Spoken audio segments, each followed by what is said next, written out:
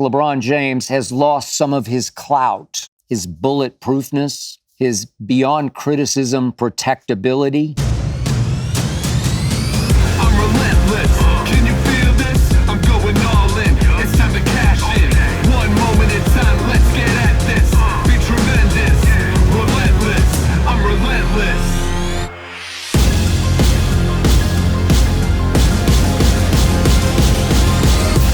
Here we go. This is the Skip Bayless Show, episode 113. This, as always, is the Undisputed, everything I cannot share with you during the debate show that is Undisputed. Today, I will tell you why I was so pleasantly shocked at the shot Reggie Miller did take at LeBron James. Today, I will tell you why I am so rooting for, but so concerned for, Bronny James. Today, I will tell you why on Mother's Day, this past Sunday, I did not miss my mother. And today, I'll tell you about my secret favorite sport and which sport I believe John Wick would be best at, as I answer several of your probing, provocative questions. But first up, as always, it is not to be skipped. I'm going to start with a question. This is from Luis from Dallas, who asks, do you want LeBron on the Lakers next season? Well, Luis, yeah, sure I do. I mean, LeBron James was born to be a Laker. We all know that. He was made for Hollywood. We get it. And he's going to be a Laker, whether I want it or not, like it or not. I believe he'll be a Laker for 3 more years. I think they will extend him. The max they can extend him, 3 years, $164 million, just because he is still not only the face of this franchise, but the face of this league and the biggest box office in this league. Although Rachel Nichols did say on Wednesday's Undisputed, she thinks maybe only 1 more year, probably 2 more years for LeBron. I'm just guessing 3. I mean, last year he was 39 going on 29. He loves to hoop. He's got all those longevity records out there to pass on his way to futilely attempting to pass the GOAT, Michael Jeffrey Jordan. But look, the point I want to make here is this. Lately, it just feels to me like LeBron James has lost some of his clout, some cachet, maybe lost his Teflon, his bulletproofness, his beyond criticism protectability. You might remember, I think it was 3 weeks ago on this show, I said I felt like loneliest man on earth, the only human on the planet who sees and tells the truth about the quote-unquote king, the quote-unquote GOAT, lost in a long-running, endless twilight zone. But then the Denver Nuggets happened to the Lakers in the first round of the playoffs. And then game 1 happened, and then game 2 happened. Game 1, fourth quarter, you saw it. LeBron just checked out, refused to shoot, pouted. I don't know exactly what was going on in his drama king head of his. Was he still stinging from the criticism he got, mostly from me, about his epic fails in the 4 fourth quarters against Denver a year ago in the conference finals? Maybe. Is he trying to prove a point? Well, let them do it. I'll show you how it looks when they try to do it, as in D'Lo, as in Austin Reeves, as in whomever. Checked out, basically quit on his team until it was too late, and he finally took his first couple of shots, made one at the buzzer, his first shot of the quarter. an uncontested layup. And then game 2 happened. Here we went again. Same song, up to about the 6th verse against the Denver Nuggets. Lakers play the heck out of the Denver Nuggets. They're right there, right there, right there. And then LeBron had his Michael Jordan moment, as you recall, end of game 2, a little push-off on KCP, and he got a wide-open free throw of a three-point shot, and he missed it. It happens, but I don't think it would have happened to Jordan or Kobe or Magic, or we could go on and on. But it happened. My man Keyshawn Johnson on Undisputed, big Laker fan, LeBron defender. He's had dinner with LeBron a couple times. Probably wants to have another one. I don't blame him. But he started coming around, started to criticize LeBron bleeping James. I was shocked. I felt a seismic shift on Undisputed. Then Reggie Miller happened last Sunday. TNT telecast, he was complimenting Anthony Edwards for standing up after the Game 3 home loss and just taking it, just swallowing it, saying, "Blame me, it's on me," said the 22-year-old Anthony Edwards of the Minnesota Timberwolves. And then Reggie quickly added, "We've got certain guys with veteran status in our game that are on a lot of people's Mount Rushmore that like to deflect and point fingers." That's a mic drop. That's a showstopper. Because obviously Reggie was talking about LeBron bleeping James. I mean, who else today is projected up onto the 4 spots on Mount Rushmore? Again, I've got Jordan, I've got Magic, I got Kobe, I got Bird. These are iconic. It's not necessarily the greatest players ever, the most iconic players ever. Those are my 4. But some people today, as you know, some people actually project LeBron James up onto their Mount Rushmore. Not KD, not Steph, LeBron. Heck, knowing Reggie, he probably projects LeBron onto his Rushmore also. But for a split second, for an instant of time, Reggie Miller suffered one quick, honest slip of the tongue. One quick, honest slip of the tongue. Reggie tried to walk it back on Tuesday on the Dan Patrick Show. I'll paraphrase what Reggie's response was. "Hey, if I was talking about LeBron James, I would have said it was LeBron James." I beg to differ. There's no way he would have tried to go LeBron James in that moment, in that context, because it's just too dangerous for Reggie. He has a job to do and a job to protect. Obviously, next year, Reggie will have to go to Laker games, home and away, and he will have to interact with LeBron bleeping James, as he calls games, Reggie does on TNT.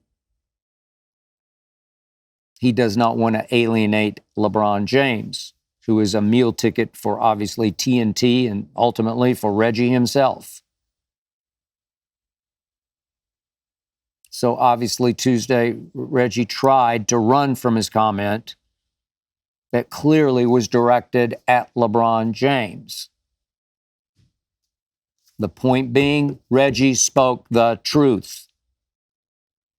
LeBron never owns any of his epic fails, and he's had so many. I don't want to beat the dead horse that was last year, but you recall what happened, those 4 straight chances against Denver. They got swept in the conference finals, did the Lakers, but chance after chance after chance after chance, and LeBron went 7 of 23 in those 4 combined fourth quarters and 1 of 10 from 3. You remember the end of Game 4, the closeout game out here in Los Angeles. LeBron had the ball in his hands, 2 chances to tie with the 2-point make at the end of the game, and he failed miserably twice. Not once did I hear LeBron say, "That was on me, blame me." He has never, ever said anything like that. When clearly all of last year and games 1 and 2 this year were on him.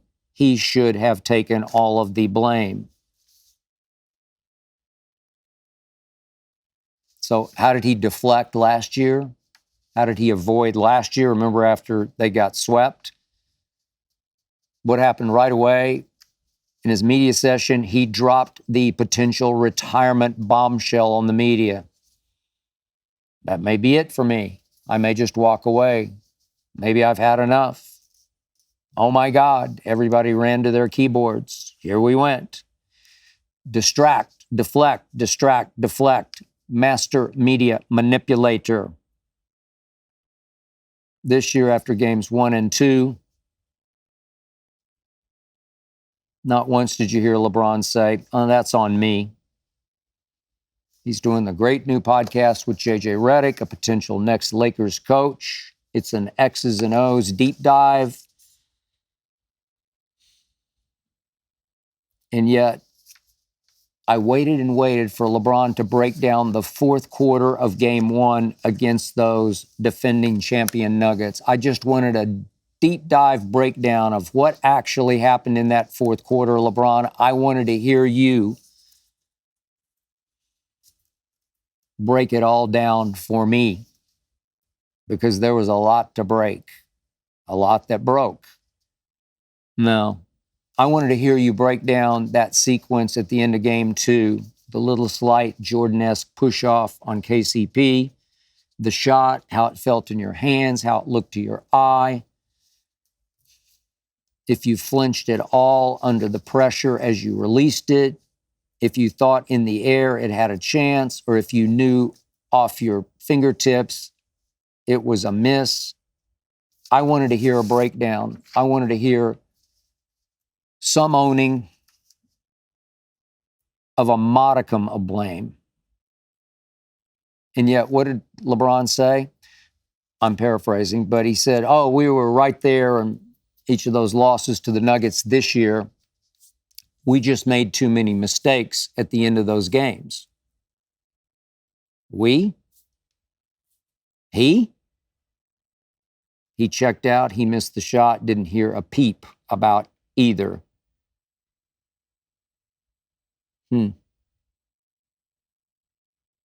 Interesting. There's no Ant-Man in The King, it seems. So now I'm finally sensing that even the LeBron defenders, the apologists, the idolaters, the blind witnesses are finally saying, hey, wait a second. Reggie was right. When LeBron showed up the other day, mid-first quarter in Cleveland for that Cavs game, out of the blue, out of left field. What? It's LeBron? Wait, in Savannah? And Rich Paul? Huh? I didn't sense the usual gnashing of teeth via Twitter in Laker Nation. No. I didn't get any of the usual, "Oh no, LeBron, but please don't leave us. Please don't go back to Cleveland." That was the message that LeBron obviously, rather pathetically, was trying to send. You better be careful. I might just go end my career back in my home area with my Cavaliers. This is obviously a pretty cheap ploy on LeBron's part, the Drama King's part, that most people just laughed off. And I could hear Jeannie Buss and Rob Pelinka chuckling all the way from their headquarters in El Segundo, calling LeBron's obvious bluff. LeBron ain't going back to no Cleveland. LeBron showing up for that game 4 the other day in Cleveland was just classic passive aggressive message sending by LeBron. It was classic attempted high IQ master media manipulation, down to the details of they waited to make sure that Donovan Mitchell was not going to play on his strained calf, that Jared Allen with his bruised ribs was not going to play.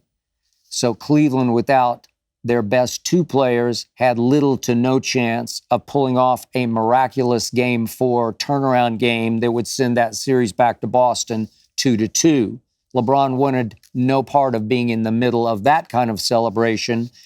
No, he wanted Boston to cakewalk over the Cavs to the point that people would look at him like, boy, we miss you. The other way around, if they pull off a big win, there would be some potential for some Cavs fans either to yell or at least think, hey, King, we don't miss you a bit. LeBron does not miss a trick or a detail. He showed up when the Cavs had no chance. But for once, just for once, nobody was buying. LeBron's losing his clout, his protective shield. People are starting to see some of the light. It's starting to feel like it's, dare I say, open season on LeBron bleeping James. More and more, the idolaters are sitting back and saying, wait a minute. Which brings me to LeBron's namesake son, LeBron James Jr., Bronny James, who finds himself in such a tough spot right now. LeBron obviously has made it known for a couple of years how much he would love to play with his son and how much I can tell you I would love to see that. Who wouldn't love to see that? If it made sense, if it were right. Remember what LeBron said back, I don't know, mid-season? Made some offhand comment to the media about Bronny's already better than a lot of these, you-know-whats playing in this league right now. Whew, did that heap pressure on that young man who was in the midst of averaging 5 points, 4 rebounds, and 2 assists at USC out here in Los Angeles. But come on, got to be fair. Bronny got off to a late start, obviously, in his first and only college year. I'm pretty sure. I think he's going to stay in the draft, but first and only college year. And it started off with a cardiac arrest. A cardiac arrest. I was surprised and very thankful he was able to return at all this year, but he did. He did play. The season was a shambles. Nobody lived up to their billing. USC wasn't very good. Bronny, coming off cardiac arrest, often looked pretty average.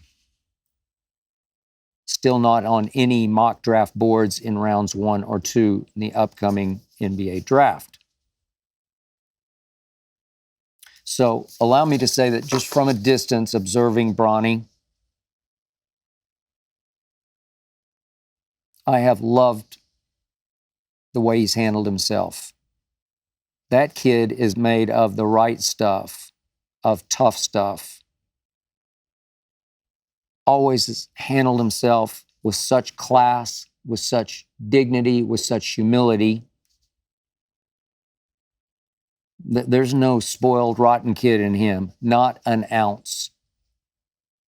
LeBron and Savannah raised him very well, and he raised himself very well. He has done such an all-time great job of bearing up under the expectations that few humans have ever felt in any capacity. He is LeBron James' namesake. Sure, you can make the case he was blessed to be LeBron's firstborn, to benefit from LeBron's love and his wisdom and his guidance. and his affluence, no doubt. But now what is the question? Because now it starts. Now we find out. Will Jeannie, as in boss, and Robin, as in Pelinka, just say yes to whatever LeBron wants? Will they green light? Will they just rubber stamp LeBron bringing in Bronny? They don't even have to draft him. You could just make it clear he's going to be a Laker, so they could just bring him in as a free agent if they wanted, or they could spend their second-round pick. Heck, they could honor him with their first if LeBron so desired. But the point is, if he wants to be a Laker, he's going to be a Laker. But will Jeannie and Rob sign off on this?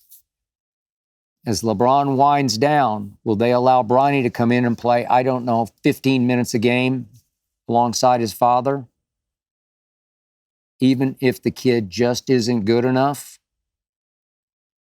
Just isn't good enough to deserve those kind of minutes for the Los Angeles Lakers at the expense of any number of veterans?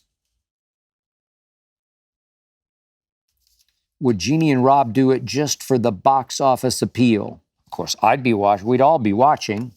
Would they just do it for the ratings, for the international attention it would detonate?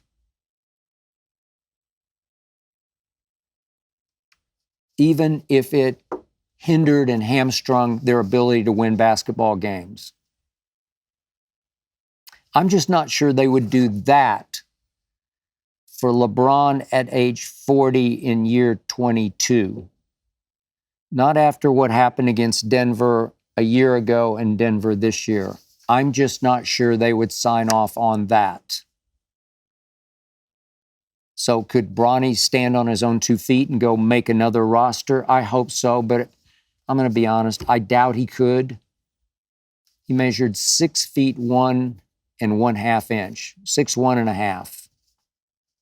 Yet he doesn't have point guard skills. He's a little bit of a weird amalgamation of 3 and D. Compares himself to Drew Holiday, who's, by the way, 6'4", 220-ish. Derek White, I believe Derek's about 6'5"-ish. Davion Mitchell is more Bronny's size, but stout and strong. But what Bronny is doesn't have a great handle, not lightning quick, but he has strength. He's got stature.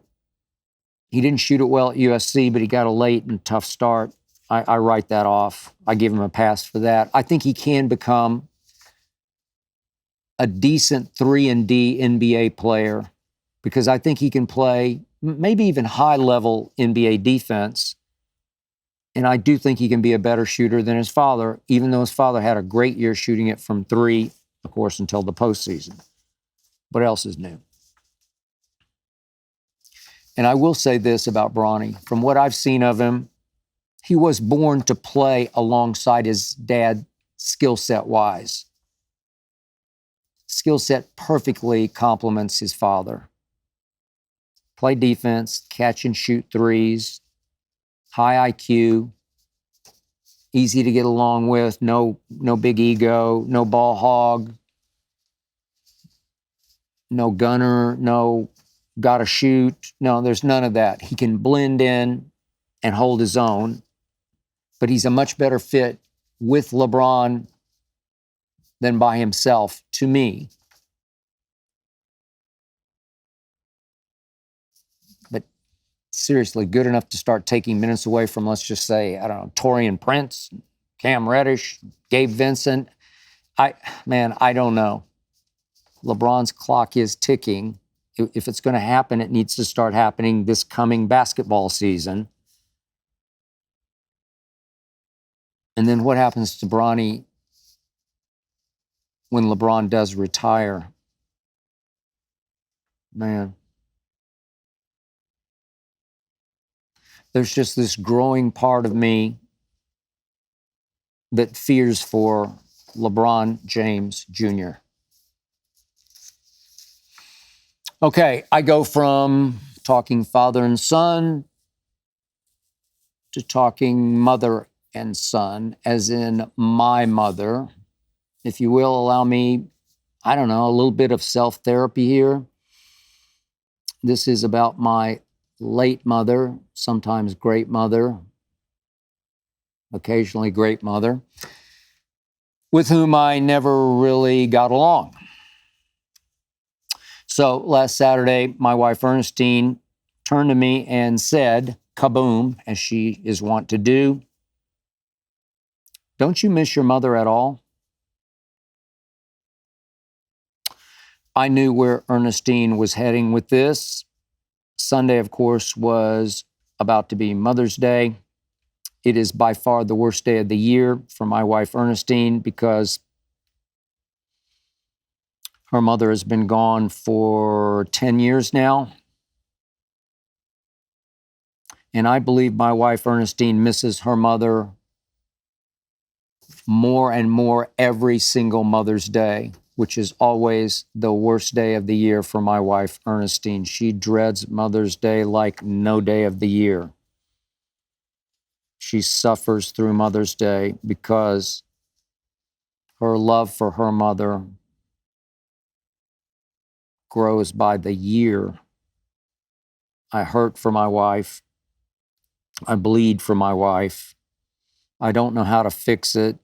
I don't know what to do about it. I don't know whether to bring it up or try to leave it be and just hope the day passes and we go on to Monday. But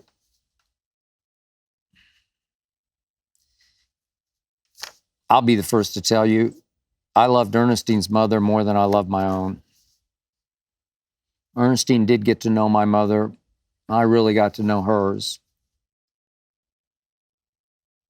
I loved her mother, Evelyn, almost as much as Ernestine did. Evelyn was a powerhouse of personality and wisdom and fire.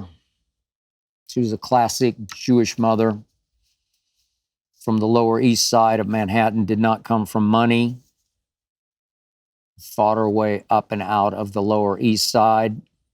She was as tough as she was tender. By the way, her dog of choice, Pit Bull, till Evelyn's death, age 91, 10 years ago. Her Pit Bull, Ruby, was her constant companion, Ruby. One thing about Evelyn, she always told you exactly what she thought, no holes barred. When Ernestine and I would have a fight, Evelyn would always ask Ernestine, "Are you better off with or without him?" And fortunately for me, you know what the answer always was. Mother's Days are so tough on my wife, Ernestine. She was the youngest of three, and she was the most attached, maybe the most dependent upon her mom. I was just the opposite. I was the oldest, and I was never, ever close to my mother because she really wasn't capable of being close to anyone, even to her three children, especially to her three children. So last Saturday, when Ernestine asked me that question, I thought for a moment, and I answered painfully, honestly, no, I don't miss my mother. I mean, how do you miss someone who never loved you, never told you or showed you one time as you were growing up that she cared at all about you? But now please understand, I dearly loved who my mother was. I was in awe of my mother. My mother was something. Biggest personality I have ever known was my mother's. Nobody I've ever known could take over a room like my mother could. I actually have a whole lot of my mother in me. I have been blessed to be very successful and to have made a lot of money on TV and radio because I am my mother's son. When I unleash on camera, that is all Levita. That was her name. Levita Catherine Potter, her maiden name. And was she ever a chip off her old block, as in her mother, Gladys, my grandmother? Yet another dynamo was Gladys. But my mother was even more of a force of nature than my grandmother. My mother was her youngest and only daughter of 3 children. I had 2 uncles older than my mom. My grandmother was something also. My grandmother was a captivating public speaker. She rose all the way up through the Eastern Star organization in the state of Oklahoma to become the Grand Worthy Matron. It was a big deal in the state of Oklahoma. She was the queen. And could she ever speak and enthrall groups of women and men? And would you believe my mom was an even more charismatic public speaker than my grandmother? My mom somehow talked her way into hosting a weekly public access TV show on public affairs in Oklahoma City. Came on, I think, every Wednesday. I would sit on the floor in the living room as a child and watch my mother on television, just shaking my head. How did she pull this off? How did she talk her way into that one?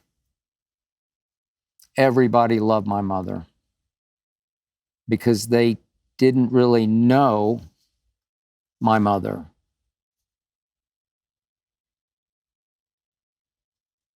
Nobody loved my mother more than my mother loved my mother. She was the most vain human I have ever encountered anywhere, anytime. Also understand, my mom was a knockout. She was beautiful. I'm just thankful I got a little bit of her looks, just a little bit. Thank you, Mom, for that. But what I quickly realized as the oldest was my mom just didn't even want children. I later came to realize, to hear it from her in later life, that she had 3 children only to please her mom, who demanded that she have at least 3 grandchildren. She did it for her mom. But my mom was too busy being my mother to have the time or the energy or heck, the desire to raise kids. Seriously? So I quickly found out I was on my own. Good news, bad news. I had complete freedom. No curfews, no nothing. I could go and come as I pleased. No parental guidance, no jurisdiction, no nothing. No punishment, no nothing. I was on my own. Yet, I've always given my mother credit for doing 2 things for me. She made me go to church every Sunday only to impress her mother, who was also going to said church. But church did save me. I could have gone south so quickly because I had no rules. Church kept me on my path to where I am today. Thank you for that, Mom. And number 2, she forced me to take public speaking lessons that I despised, starting 2nd grade until maybe 5th grade. Why? Because her mother had made her take the same lessons. How blessed was I? Yet, I got to 7th grade at Taft Junior High School. We had mandatory speech classes for the 7th graders. We had to memorize orations and give them to the class. I was easily the best in my class and chosen for the school-wide oration contest at the end of the year. There were 8 of us. Had to get there early before school, in the auditorium, up on stage, in front of a lot of the teachers, and it was packed with parents that did not include mine. I didn't even tell my mom about it. I didn't tell my dad about it. They would not have cared about it. I was lucky to get my father to drop me off 2 hours before school started because he always went in early to his little hole-in-the-wall barbecue restaurant to do the cooking. So he agreed to drop me off, go 1 block out of his way, drop me off at Taft Junior High 2 hours before school so I could get ready for the oration contest, which I nailed. And thanks to a panel of teachers judging, I finished second to Vince Henson. I saw a picture of Vince at my high school had a sort of a reunion party the other night, and I saw Vince was there, and I thought of that moment because I still think about how Vince Henson beat me out of that trophy that I deserved. Did I tell my mom? No, she wouldn't have cared. 8th grade basketball camp, McGinnis High School. Kids came from all over the state of Texas and Oklahoma to this camp. Went on for, I think it went on for a couple of weeks. Anyway, final Saturday night, awards ceremony. I was chosen the MVP of the camp. I could only talk my mom into picking me up after the ceremonies were over.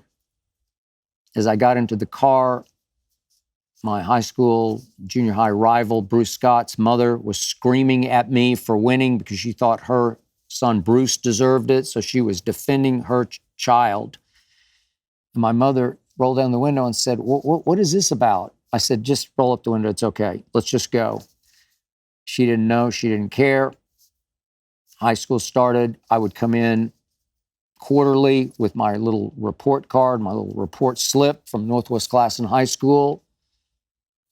I made all A's every quarter except for summer school driver's ed, in which they did not give A's. So I made 1 B in high school thanks to summer school driver's ed. But each quarter I would bring in my slip because somebody had to sign it, my mother or my father, and my mother would sign it. And not once did she ever say boo to me about making straight A's. No congratulations, no encouragement, no recognition.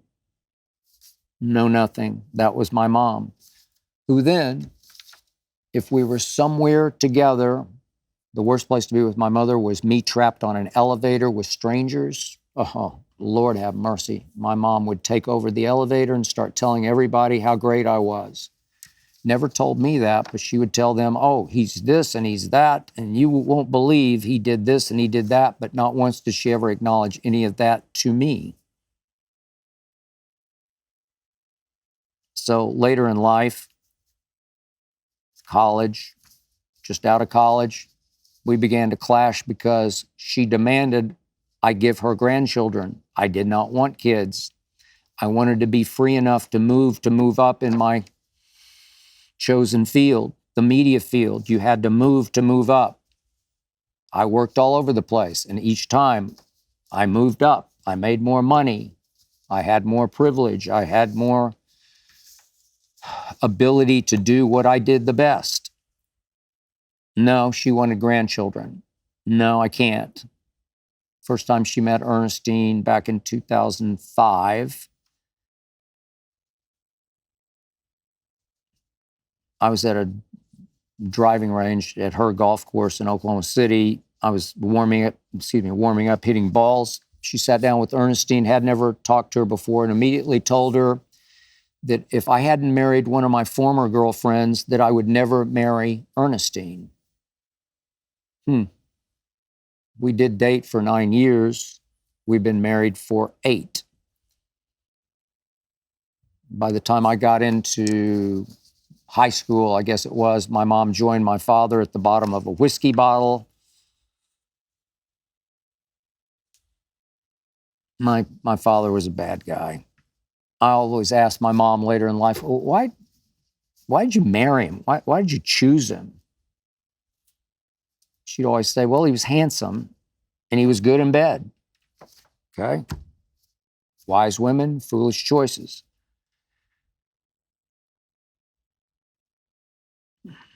My mom knew she could never quite live up to what the world thought she was, so she began to drink more and more to anesthetize herself, to be able to cope, to be able to escape. So by the time I was a junior in high school, I had 2 alcoholic parents. To my mom's credit and my brother and sister's credit, they took her to AA, as in Alcoholics Anonymous, and she saved her life. And I did admire that. It showed me some real guts and toughness I did not know she had. My mom passed away at 91 back in 2017. The more I think about it, my mom was something. Yeah,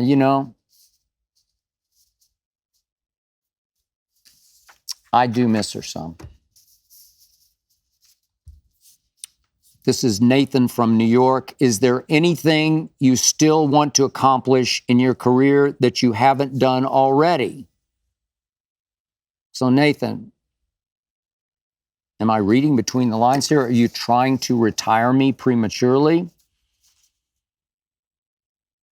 Just for the record, I never even think about retiring. I just don't. In fact, I feel like I'm just getting started.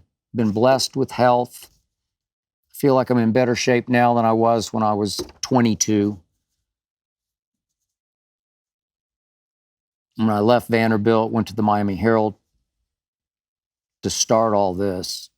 But I still jump out of bed every single morning out here at 2 a.m. with extreme passion and energy. So, what's on my wish list?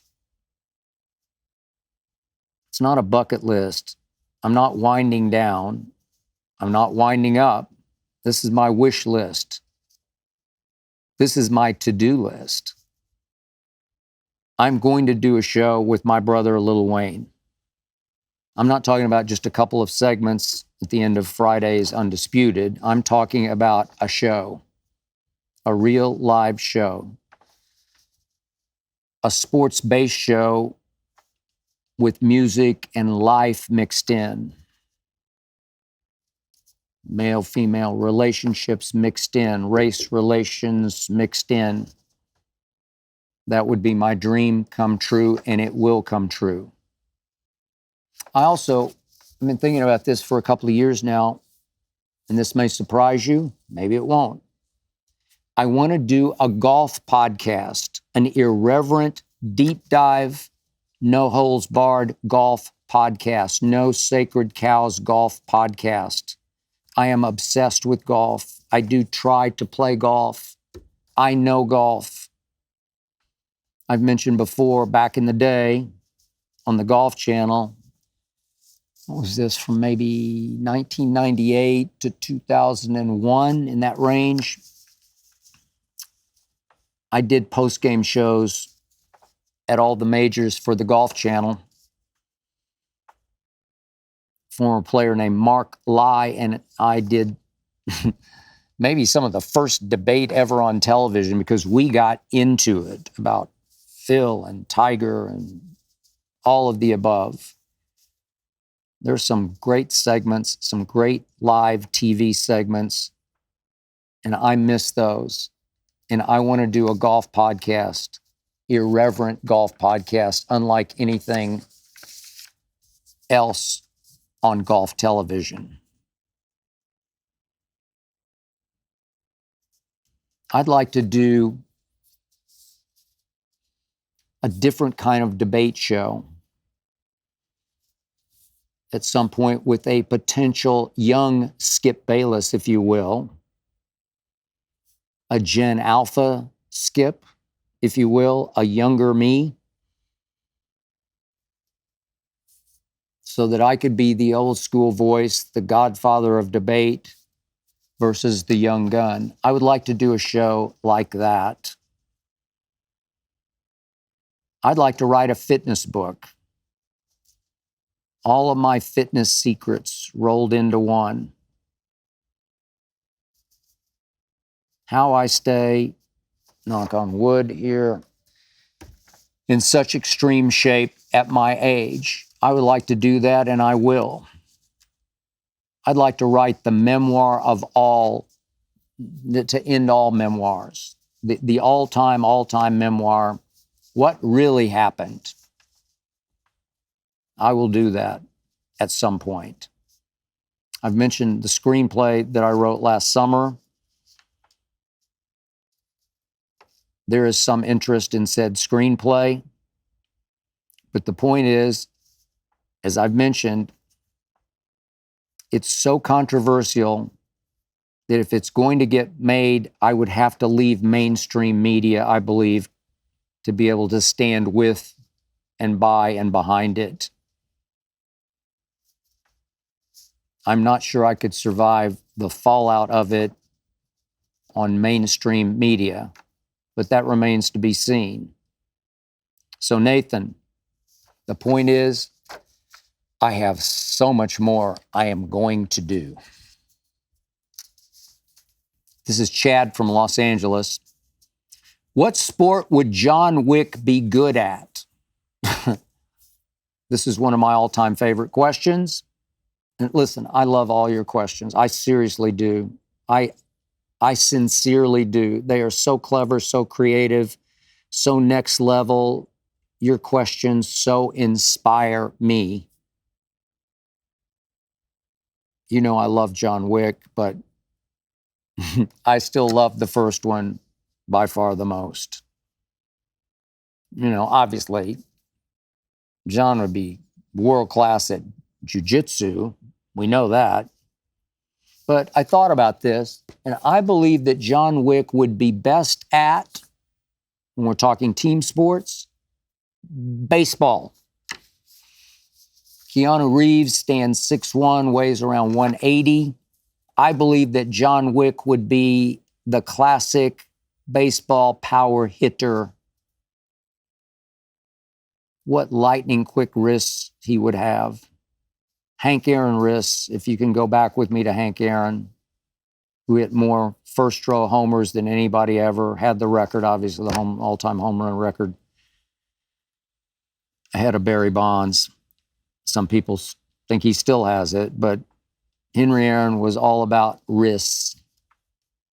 Not the biggest man, all about wrists. In John Wick's hands, he's got hands strong enough to break bricks or faces. What great body whip and torque John Wick would have. Wick knows the angles. He knows leverage. John Wick knows how to maximize core power. John's bat would just explode into baseballs. Talk about exit velo. Talk about tape measure drives. Imagine John Wick in the home run derby contest. Imagine John Wick going after pitchers like they just killed his dog. John Wick, baseball player, power hitter. This is Manny from Arizona. What sport do you secretly watch and are a fan of that we don't know? Manny, I have mentioned this publicly maybe once before, but I'll go a little deeper this time.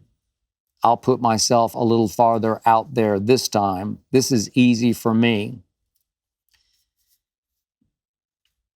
I secretly, passionately, fervently, religiously watch women's college softball. I'll say it again, women's college softball, which I love even more than I love women's college basketball as it continues to grow on me. But I am mesmerized by women's college softball. The skill level of it, the passion of the players, the emotion of the players, the dugout chants in unison by the team that's up to bat. We don't have that in men's baseball.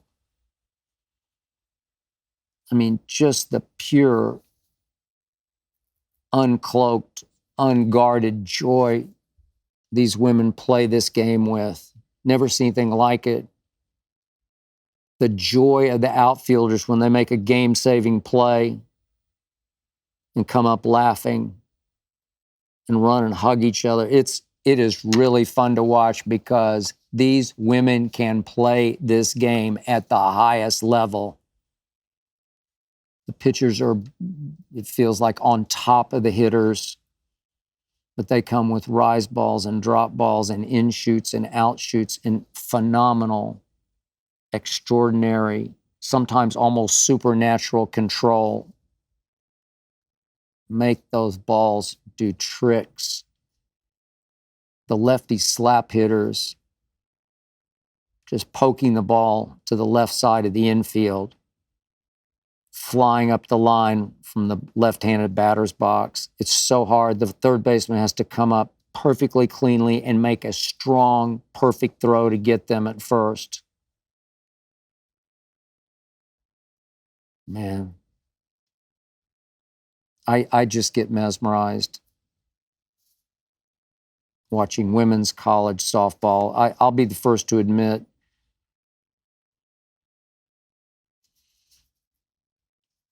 I probably love it a little more because I grew up a University of Oklahoma fan in Oklahoma City. I love watching my Sooners dominate women's college softball. They've only won 5 of the last 8 national championships, last 3 in a row.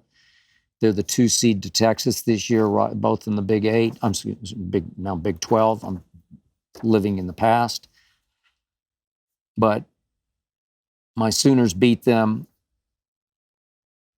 in the Big 12 tournament after getting beaten by them during the regular season, but it's fine. Texas can have the 1 seed. We'll take the 2 seed. So maybe I love this game even more because my team dominates this game. But I even think so much about pitchers and pitching, overhand versus underhand. God made us to pitch underhanded because these women, talk about iron horses. God, they can just pitch forever. They can pitch 9, 10, 12 innings, whatever the game goes. And then they can turn right around and pitch the next day because God made us to throw the ball underhanded. Not overhanded. That's Tommy John, here we come. How many of the male big league pitchers have arm issues? How many have surgery? Not these women. Mesmerized. Love this game. And now it's back again. The postseason is here. And now I won't be secretly watching anymore. I'll be publicly. I'll admit to you, I'll be there. If you turn it on and start watching it, you'll know I'll be watching at the same time. This is Ian from Michigan. And we'll wrap it with this. What is the fastest you've ever driven a car? Okay, Ian, you got me on this. I do occasionally drive fast, but I feel like I need to make a public service announcement here. I do drive carefully fast, if that makes sense. I do safely pick my spots. From my heart, I do. I'm knocking on wood again. I don't want to encourage anyone out on the public streets to do anything crazy because 1 split second can cost you your life. But I do have a fast car. I still have my 2019 ZR1 that was made especially for me. It has 755 horsepower. It was made to be driven on racetracks, not on public streets. I did choose to have an old school manual shift installed with a clutch. So what is it, 7 speeds? I don't think I've ever gotten to 7. I rarely get to 3.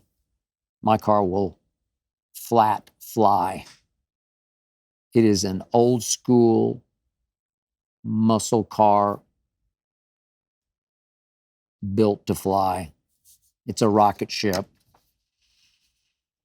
So I mostly fulfill my need for speed by just accelerating from light to light here in LA. Traffic's usually bad to worse. But just to get the feeling of the G-force in that ZR1 going from first to second gear, that's enough for me. That scratches my itch on a daily basis. But there was this one day back in my day at ESPN when I was living in Bristol, Connecticut. I was then driving a previous model of the Corvette, a Z06. It would also fly, not quite like this one, but it would move. And I did accelerate in my Z06 from my on-ramp on I-84 only to the next exit, which is called Queen Street, with Ernestine in the passenger seat. Ernestine was in the car with me. And I watched my speedometer, digital, rise and rise easily, smoothly, effortlessly rise and rise to 125. I was only going one exit before I geared down. I stayed in fourth gear because my engine was telling me I'm fine in fourth gear. So you can imagine if I'd shifted into fifth, sixth, and seventh, how fast that car would go. As I geared down, I asked Ernestine how fast she thought we were going. She hadn't really noticed. She hadn't really thought about it because that car could handle it. My current car could really handle that. Ernestine at that moment said to me, I don't know, what, 80? I did not tell Ernestine exactly how fast we were going for fear she would never ride with me again. That is it for episode 113. Thank you for listening and or watching. Thanks to Jonathan Berger and his All-Pro team for making this show go. Thanks to Tyler Korn for producing. Please remember, Undisputed, every weekday, 9:30 to noon Eastern. The Skip Bayless Show, every week.